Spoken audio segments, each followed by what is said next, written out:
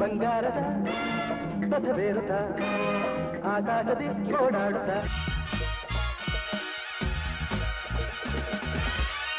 फिल्मी कीड़ा इस सेगमेंट में हम आपको मिलवाते हैं कुछ ऐसे नामों से जिन्होंने अपने काम से फिल्म जगत को और भी समृद्ध किया है। और आज हमारे साथ फिल्मी कीड़ा में हैं एक ऐसे ही खास मेहमान जिनकी यूं तो फिल्मी दुनिया में 27 साल लंबी जर्नी रही है और फिल्म मेकिंग के अलग अलग एस्पेक्ट्स पे इन्होंने काम किया है। लाइट बॉय से लेकर प्रोडक्शन और फिर डायरेक्टर की भूमिका निभाई है, लेकिन हाल ही में इन्हें सम्मानित किया गया एज अ डेब्यूटेंट डायरेक्टर अपनी मूवी मध्यांतर के लिए।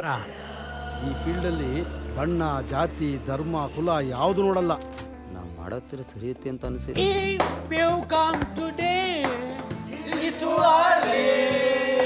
ನಗಬೇಡ ನಗಬೇಡ ನಗಬೇಡ.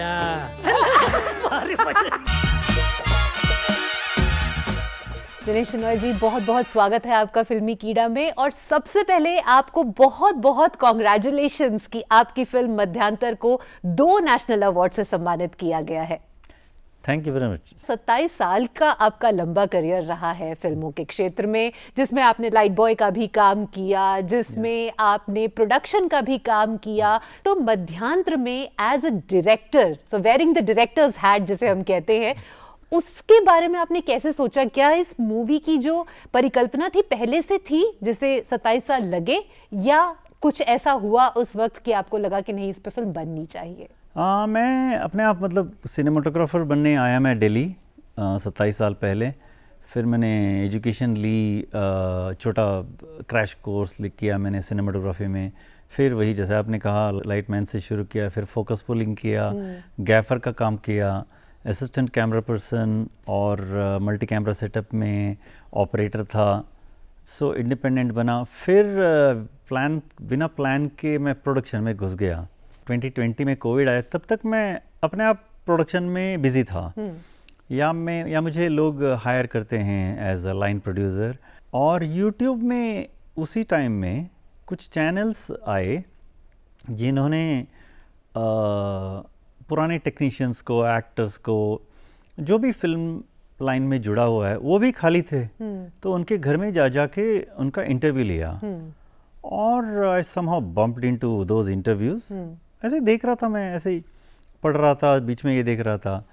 And they were talking about the same movies which I had seen in my childhood और माई टीनेज हो। तो that got me interested in watching those videos. और एक प्रोड्यूसर है मानिक चंद करके, और उनका इंटरव्यू देख रहा था। उन्होंने ऐसे कुछ बात कही, वो मुझे it was an eureka moment for me. जो उनका एक छोटा सा एक्सपीरियंस हुआ था उनके लाइफ में, और मैंने सोचा क्या आइडिया है, इससे एक फिल्म बन सकता है। तब भी मुझे आइडिया नहीं था कि मुझे डायरेक्ट करना है इसको। मतलब क्या आइडिया है, मतलब कोई काम नहीं है, थोड़ा लिखते हैं इसके लिए। तो लिखना शुरू किया और उसके ऊपर रिसर्च किया। लिखते लिखते वो एक पूरी फिल्म, फीचर फिल्म की कहानी बन गई। मेरे ध्यान में आया हम एक इसका शॉर्ट फिल्म करते हैं। मतलब उसी फिल्म का एक्ट 1 जो है उसको हम पिक्चराइज करते हैं और इसको एडिट करके एक प्रोड्यूसर को पिच करते हैं फीचर फिल्म के लिए। तब डायरेक्टर, मैंने सोचा अब मैंने इतना खूब रिसर्च किया है, वो सब रिसर्च मैं किसी और बंदा जो भी डायरेक्टर कहा जाता है उसके ब्रेन में डालते हुए मुझे बहुत एफर्ट लगेगा, क्यों ना मैं ही करूं।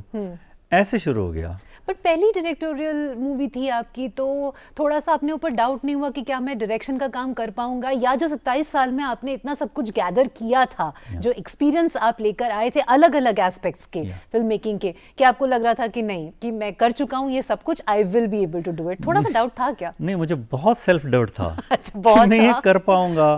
क्योंकि मुझे पता है मैंने आशुतोष गौरेकर के साथ काम किया है, वेस एंडरसन के साथ स्वदेश में काम किया है, वेस एंडरसन के साथ काम किया है दार्जिलिंग लिमिटेड में, और मोहसिन मकमलबफ के साथ काम किया है।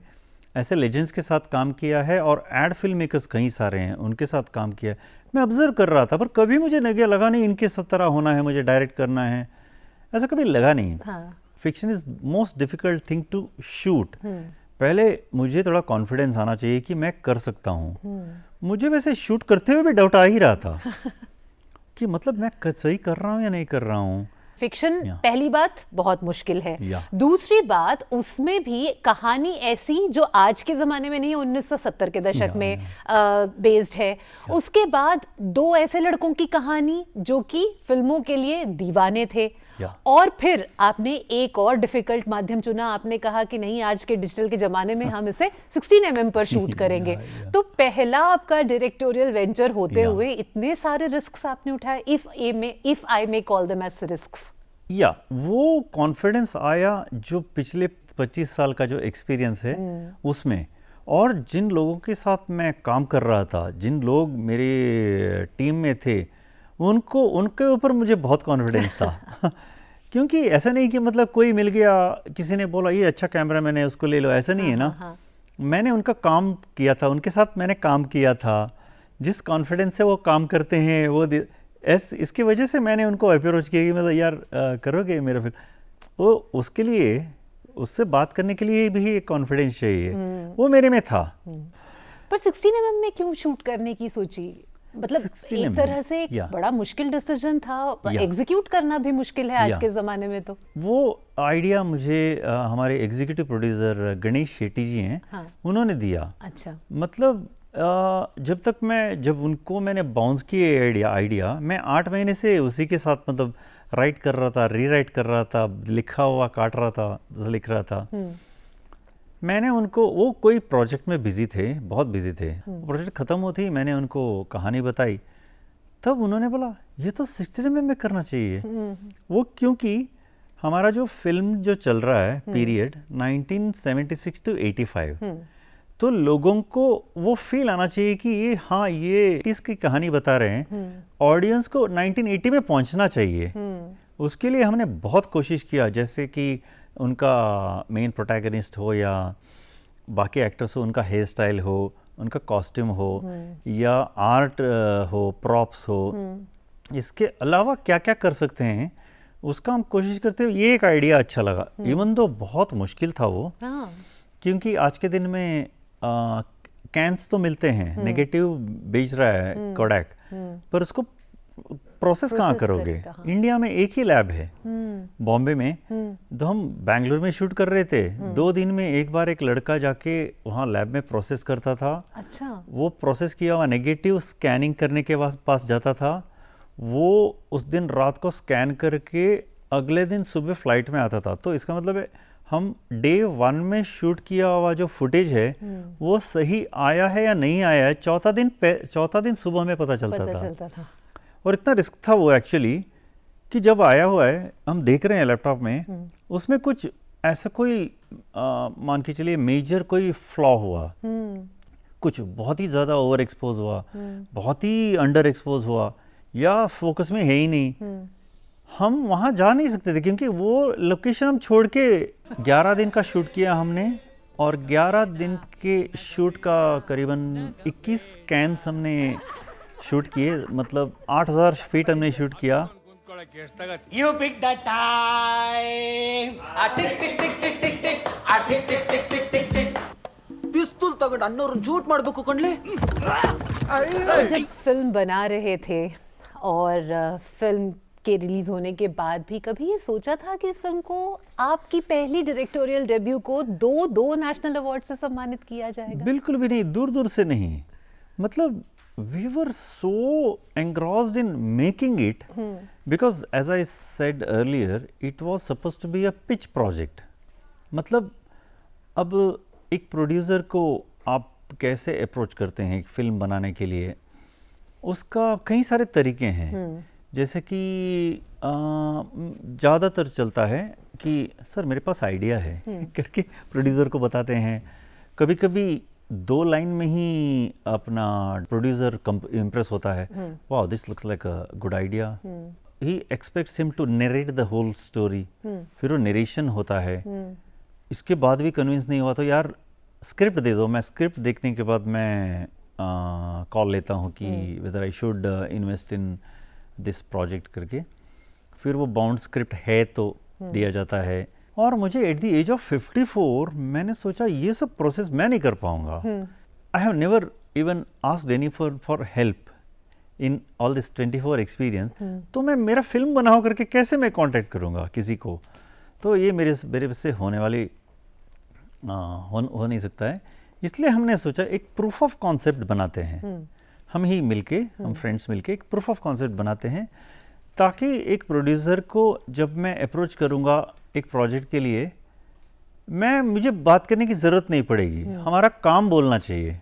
तो एक फिल्म मेकर हैं दयाल पद्मनाभकर, बहुत बड़े डायरेक्टर हैं, उनको किसी मेरे फ्रेंड के थ्रू वो आए, ऑडियंस में बैठे, you are saying this is a pitch project, but this looks like a stand alone short film, why don't you send your entry for Indian Panorama, अभी अगले महीने आ रहा है करके।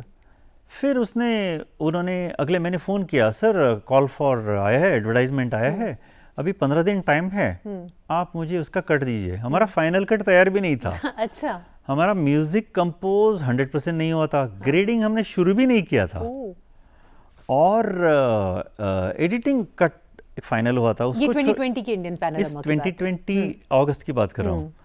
उन दिनों मतलब साउंड डिज़ाइन कंप्लीट नहीं हुआ था, और हमने ऐसे ही कट बना के भेज दिया। मतलब इट्स लुक्स लाइक उसको क्रॉप ऑफ किया, हल्का सा हो गया मतलब लास्ट मिनट में, और बना के भेजा, और वो सिलेक्ट हो गया। You can apply for national awards also, but for that you have to get the censor certificate before December 31st।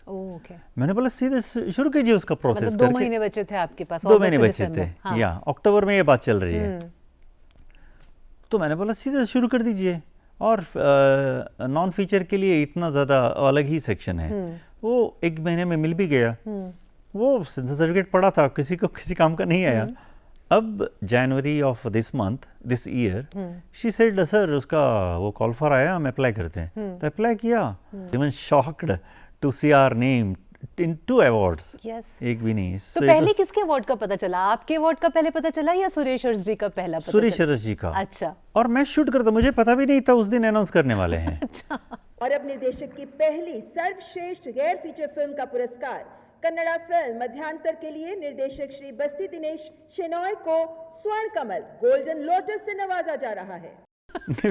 कैसा लगा? जैसे वो कहते हैं ना कि पांव तले जमीन खिसक गई। How was the feeling? मतलब I was talking in a very high tone, very मतलब सारे फिल्म चल रहा है, ये क्या मैं चिल्ला रहा हूँ अच्छा करके।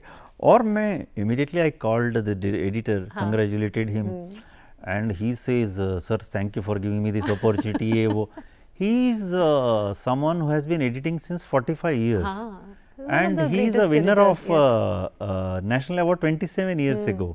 मध्यांतर का अर्थ होता है इंटरवल, है ना? इंटरमिशन, या। तो अब इंटरमिशन से पहले फिल्म एक रफ्तार पकड़ती है, और इंटरमिशन के बाद अमूमन एक और आपको उस फिल्म का एस्पेक्ट देखने को मिलता है, रफ्तार थोड़ी बदल जाती है। तो क्या आपको ऐसा लगता है कि मध्यांतर जो है वो आपके करियर का भी एक इंटरमिशन है? इससे पहले एक फेस था और इसके बाद कोई और फेस होने वाला है? My interval has come at the age of 54, 55, 56। Movie में भी इंटरवल तक जो है वो आप एक गाड़ी की एनालॉजी देखोगे तो फर्स्ट गियर और सेकंड गियर है, इंटरवल के बाद वो थर्ड गियर होके फोर्थ गियर में जाकर फाइनल गियर में पहुंचता है। So we have just taken a first gear now. So गाड़ी अभी आगे जाएगी। पर कभी इस पूरी जर्नी में कोई ऐसे क्षण आए जब ऐसा लगा कि नहीं वापस चलते हैं? जो मेरे साथ इंस्टीट्यूट में थे जितने भी लोग, मैं ऐसे सोचता हूँ, जो मतलब कानपुर से आए थे, लखनऊ से आए थे, इंडिया के पूरे से आए थे, जो भी उनकी सिटी पे ऑफिस गए वो आए ही नहीं वापस। तो मैं ही टिका रहा, वही मुझे लगता है, because I was loving whatever I was doing. So despite all the challenges I was that you meeting had to face. Since I was a freelancer, every project was throwing new challenges, and I would meet new people, I would go to new place. इतना मजा आता है। अगर आप वो 3 qualities हैं आपकी जिनको कि आप एट्रीब्यूट करना चाहें आपके आज के इस सक्सेस को, तो वो कौन सी 3 क्वालिटीज होंगी? मैं ऐसा सोचता नहीं कि ये बहुत बड़ा सक्सेस है, क्योंकि there is miles to go बोलते हैं ना। Basically patience and curiosity. I am curious about everything. One has to be a creator, has to be curious about everything, whatever he sees, whatever he reads. Then my reading habit.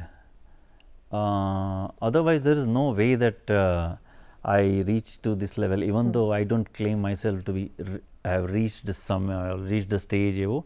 जहाँ भी पहुँचा हूँ मेरे पढ़ने का एक जो कीड़ा है, उसकी वजह से मैं यहाँ हूँ. तो ये पढ़ने का कीड़ा ही है जो आपके फिल्मी कीड़ा को और ज्यादा पोषण देता है, न्यूट्रिशन देता है. या. वंडरफुल.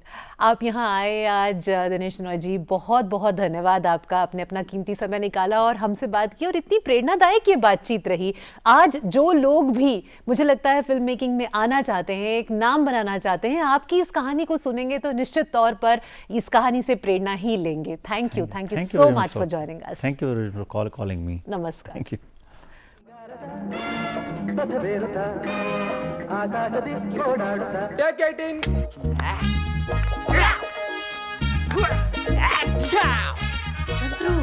ಸಬ್ಜೆಕ್ಟ್ ಚೆನ್ನಾಗಿದೆ. ಬಾ ಬಾ ಬಾ ಬಾ ಬಾ